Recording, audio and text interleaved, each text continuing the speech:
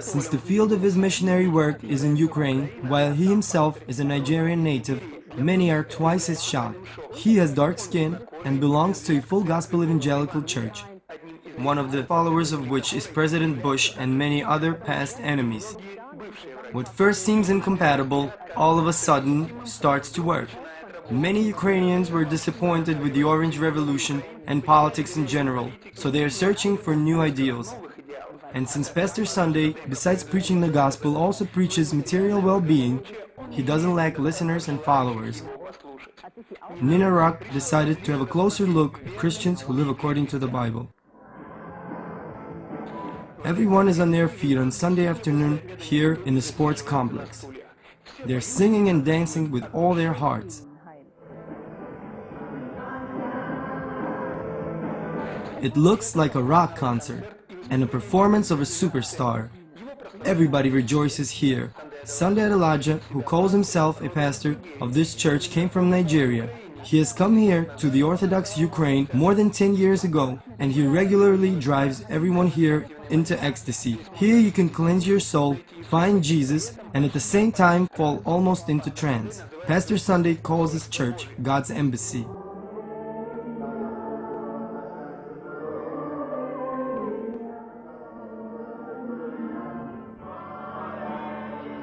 According to his words, his church has more than 25,000 members in Kiev only.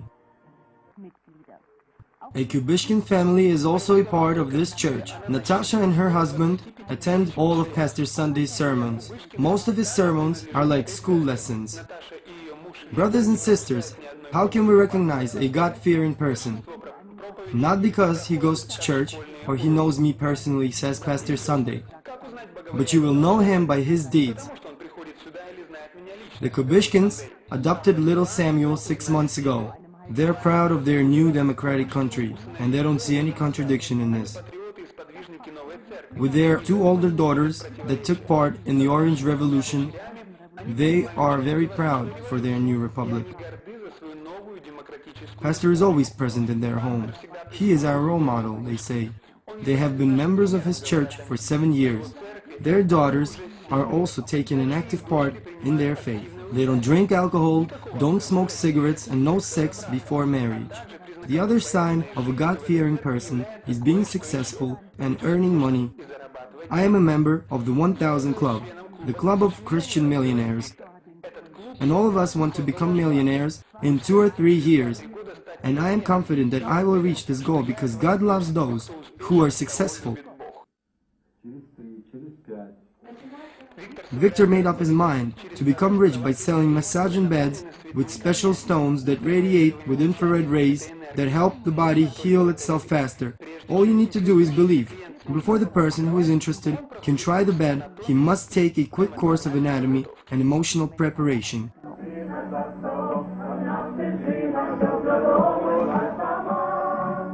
Singing karaoke is also a part of the concept of healing because singing opens the soul.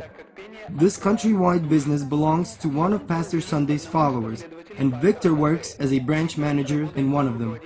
He already has a few of these open.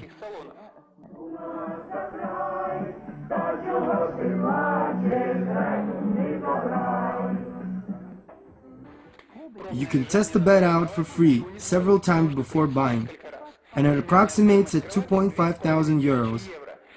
It's a good investment because you can lease the bed out at hourly rates.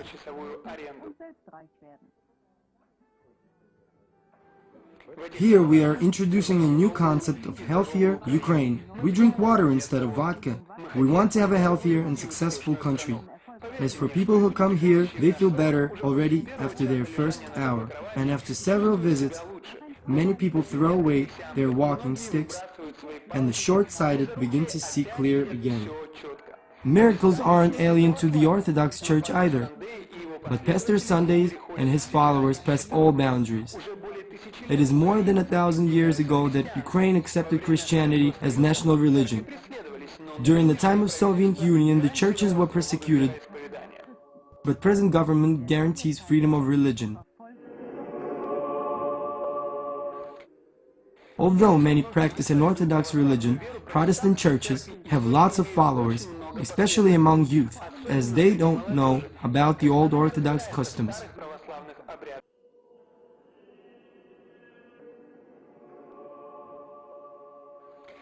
For the Kiev Orthodox Patriarch Philaret, Pastor Sunday's church is devil incarnate. According to his words, he should preach in his homeland. Africa is a big continent and a huge field for the work of such people as Sunday Adelaja. But he has come here and uses our liberal religious law to propagate that which has nothing to do with the kingdom of heaven. It's a totalitarian sect.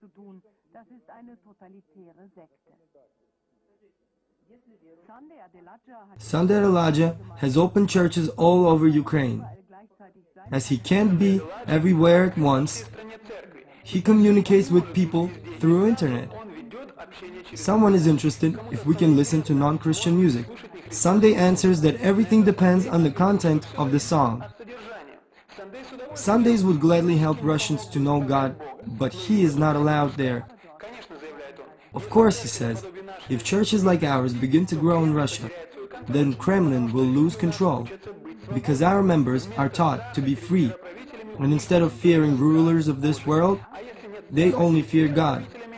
And if they have no fear, then they can't be controlled.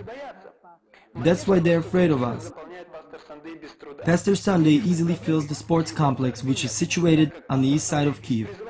And his church has no financial problems because Pastor encourages everybody who can pay tithes, and many do this. After all, the donations are also a part of a God-fearing life.